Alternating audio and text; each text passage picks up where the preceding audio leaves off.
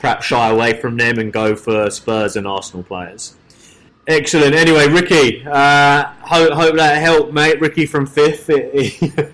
I know it's a long way down as we look down on you, but that should help you get back up. I didn't even get there. Yeah, boys. I'll be back to the top. Thanks very much, boys.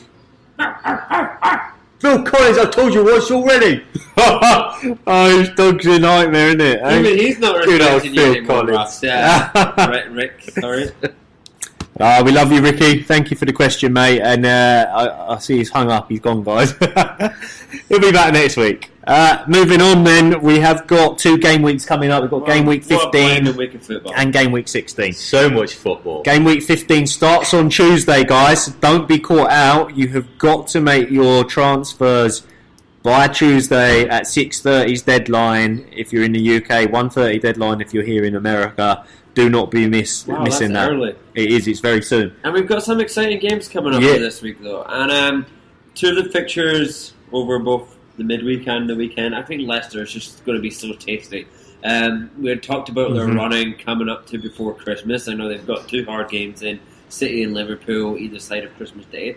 But until then, I think Watford, they're playing on Wednesday. I just here, and I was a bit sceptical of Leicester this week. I thought, they need to give it up at some point, as everyone thought 3 years ago when they won the title, and they're just no backing off. Even at the weekend, they got a 90th minute winner, which is brilliant for them. Yeah. And I think that Watford will be literally no match. I know we've said they've got some players coming in, but. So you see Leicester smashing Watford. I mean, I see it as well. Yeah, I see Jamie Vardy up there again. I took him out on my captaincy this week. I will probably be putting him back in. We'll come to the picks later in the show. Yeah. But I just think that it's the king power. He can't stop scoring. Yeah, especially with Watford. That's the first game with their caretaker boss in charge. Yeah, that's going to be a very difficult fixture for them to get anything out. Baptism of fire for Hayden Mullins. 100%. Yeah, and then at the weekend they go down to Villa Park, and again, it's just a fixture that Villa have started hitting a bit of form. They managed to get a win against Newcastle, and they've 2-2 against United, obviously, this weekend. But just if you've got Maddison in there, who's going to create so much, you've got Perez in there who can create so much. You've got Pereira in there as well. I think that Leicester, there's just absolutely no stopping. And again, I see another win, maybe less convincing, but I think that they will do that, and I'm excited for them over these 2 games. That second game, Villa, they could turn up though. They like to try and, especially at home, do that. And you've seen Tyrone Mings do well. You've seen Grealish do very well as well recently. You've seen John McGinn do absolutely nothing recently, except those 2 games when he played for Scotland. So I've stayed away from him. Again, he's always capable. I actually saw an interesting article about him at the weekend about this. It was very statistical based, but about how he's the strangest football player in the Premier League at the moment. He has the most running yards, the least passes. The way he uses his body, and it's a very unique style of play that he has, and it just seems to work. We're now seeing that Mourinho's targeting him for Spurs. Again, 50 million being the figure that's banged about. For McGinn? For McGinn, yeah, that was the latest rumour. After United... United were looking at Grealish, apparently. Yeah, and then also McGinn in the summer, and then... when he gets a big money move that happens, we'll see, but... I feel like El Ghazi. I called him out last week and he got an assist on the weekend. He did as Not well, bad yeah. for Villa. Villa do ship goals though, and they're going to let goals in against Leicester. Yeah, they ship goals, they score some, so you get players there that you can pick up points, but they don't seem to score. Yeah. They seem to concede more than they score. So the tactic with Villa is get a midfielder, shy away from a defender. Yeah. Exactly. So but that's 2 tasty games for Leicester coming up. Absolutely is. And skipping, we're going to skip around a little bit here, listeners, because we have got game week 15 and 16 back to back. So, John McGinn fanboys told us game week 15 and 16, Leicester are his team to watch. Neil Van Dijk, any teams that you think have got a chance of massive points over these 2 next weeks? Yeah, definitely. I think, maybe not kind of massive points, but I think definitely points across all kind of facets of the team. Are Wolves. So I'm going to start off with Wolves, who play West Ham on Wednesday. I think West Ham had a great result against Chelsea, kept a clean sheet, but I don't think The good old Cleany. I don't think that that's going to be short lived. I don't think they're going to keep a clean sheet, and I don't think they're going to win against Spurs at home at Molineux on Wednesday. I think you've got they're really starting to play some good football. You've got Adama Traore, you've got Jimenez, Jota. You've even kind of got some of the defenders like Matt Doherty in with the goals. I know, old Matt Doherty. He scored at the weekend, and Ross has him in his team. He did, exactly. Really? Even though we've all started why we boycott Was he on him. Russ's bench or? Was in his team. No. Yeah. Captain Russ has Doherty. Captain Russ has everybody. And he got a goal. But yeah, you know what? That's big news. I think that is fake news. I knew he didn't have it. I think Wolves will do the business. Previous fixture, earlier in the year, Wolves won 3-0 against West Ham, with Jimenez actually kind of being amongst the goals. He got 2 goals that last time out in the last fixture that they played. So I do see him scoring again. So I think I like your call there, West Ham. That they did get the clean E against Chelsea, but Martin saved 6 shots of a team that didn't have Abraham, didn't really have a recognised striker. I think when you see Giroud on the team sheet, makes you feel a little bit more confident as the away team. You're like, not really a recognised striker, but when West Ham have Wolves, and you've got Jimenez, who is scoring goals and he's making assists.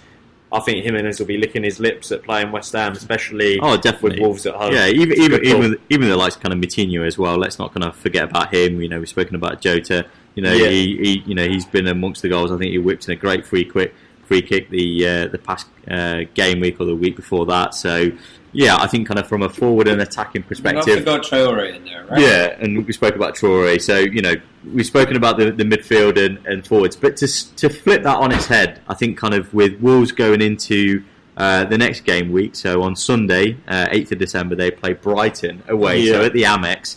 Now this has traditionally been a very low scoring affair. The kind of the last fixture was actually kind of a 1-0 to Wolves, and albeit they drew at the fixture before that when they were at Molineux.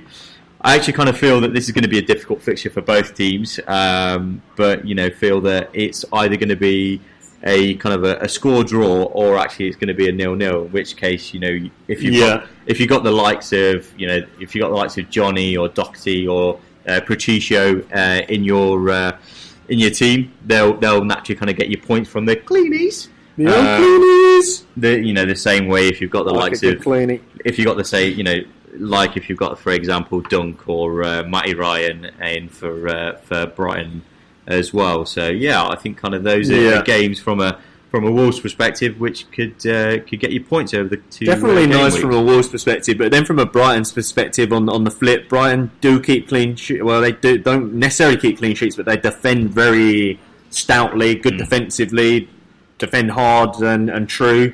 I think Ryan's looking very good in goal. He makes so many saves all the time, and then they've got Arsenal the week before. So on Thursday the 5th, game week 15. Brighton away to Arsenal. Arsenal manager.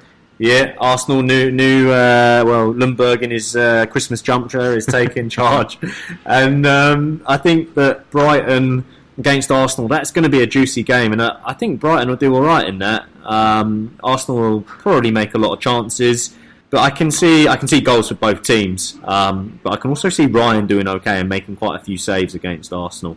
And then Brighton Wolves, as you say, that's going to be a tight game. So wouldn't shy away from a Brighton defender, in my opinion. I think they could keep the clean sheet in one of them. And Dunk has been amongst the points as well. He's he's one of their free kick takers, and he gets himself up there. So not a bad shout. One thing I've got to jump into, though, boys, on game week 15. For me, it's the juiciest fixture of the lot. It's a shame Captain Russ is not here, so I could, wind him up and grill him a little bit. Hopefully next week when we've beaten them, I'll be able to. But it's Manchester United Spurs, 2:30, Wednesday the 4th of December, 2:30 here in New York, obviously. That is 7:30 for you good folk in England. It's going to be a blinding game. I mean, what a match. I love this match. I would love to go and watch this in the pub in England with the lads. And, here, unfortunately, I'll be at work, but I'll be keeping an eye on it. And I think that Jose Mourinho going back to Old Trafford, the place he was fired from 6 months ago, with a new team, although it's not new for Spurs, it's the same old Spurs, but that is a strong team. He knows how to play against Manchester United. I worry a little bit for my boys. I worry for Solskjaer. On Solskjaer, and he's got it. Yeah. Smart enough to change it up, or I don't are they think still he just is. playing the same sort of? That's a really good point, because this is something I was thinking about the other day when I look at these games and I'm like, that looks like a dead cert win. Like so last week, right? We had couple of games where I was like, that looks like a dead cert win. Frank Lampard against Pellegrini, Chelsea versus West Ham. Yeah. Is it the experience of Pellegrini that he's done Lampard there? And this is a game. Solskjaer is inexperienced. Jose Mourinho is massively experienced. I can't see United winning, but I can see goals in the game. And I can see goals for both teams. So I think that we've got to speak about it. It's a massive game. I think Spurs are going to win it. I think Spurs are going to get probably 3 goals in this game. I'm going to give United 1, maybe 2. So goals in the game. Going to call out the 3 boys that are clearly always going to be called out for Spurs at the moment. Son, Kane, Dele Alli. They're the 3. If you've got any thoughts of getting a Spurs boy in, we're going to hear about them later in our captain choices. We'll hear about him later, but you've got to be looking there, because especially the week after, game week 16, Spurs play Burnley, Spurs at home. My problem is I just can't pick which one.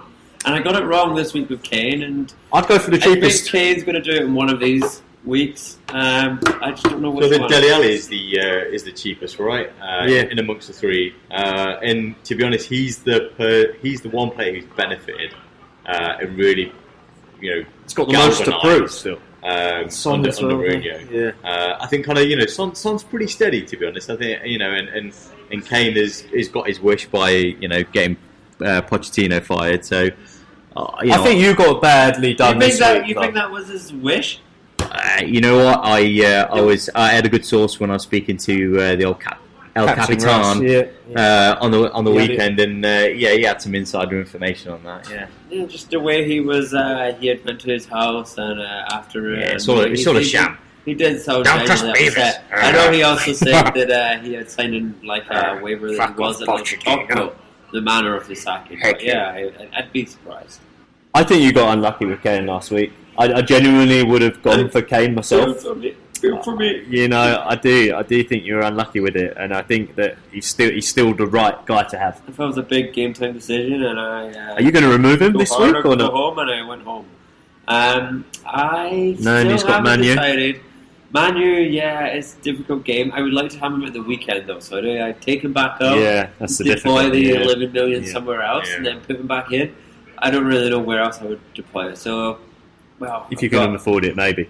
Okay, so from a United perspective, I think we would all agree Rashford is the man that's looking okay. So, yeah. And that's somewhere I have James in my team. I'm not happy with him. Right, he's not been doing anything the last couple. Skillful, and he makes lots of good runs, but he hasn't got that end product. Yeah, he doesn't, and that's showed, and that's where you get points in fantasy, obviously. So that's not been working out. So Rashford, you think is in? I'll go Rashford. Martial's not quite there for me at the moment. He's not in the races. He makes a few little darting runs, a bit of magic, but it's not consistent. Rashford is the only one from United that's doing it for us. Wouldn't look any further than that if you're looking at a United player. I fear for United in both these games, though, because they then, on game week 16, go to Manchester City. And that is potentially, if we lose both these games, that's potentially Solskjaer. 2 big games, right? God. Could be, yeah. Massive games. 2 massive games. Yeah. I think if you get 0 points, you'll be gutted. If you got 3 points, you'd be over the moon. So, I want 4 points. I want 4 points out of these 2. It's Manchester United. There's just more at stake, though. Is the fact that you get so 0 much more points, at stake, and I'm going into both of them thinking we won't get anything. And Manchester City, you've got to think, De Bruyne and Sterling both on target against Newcastle. Good for those guys. They're getting that confidence. The rest of their team just needs to pull together now, and City are going to look like a decent outfit. Especially because City dropped points as well at Newcastle. Then I think they're going to. They're playing Burnley, I believe, and then naturally at United, which Burnley tomorrow. Burnley tomorrow. I think should be a good, comfortable victory for them, especially as Burnley lost at home against Crystal Palace. But yeah, I think all form goes out the window when it's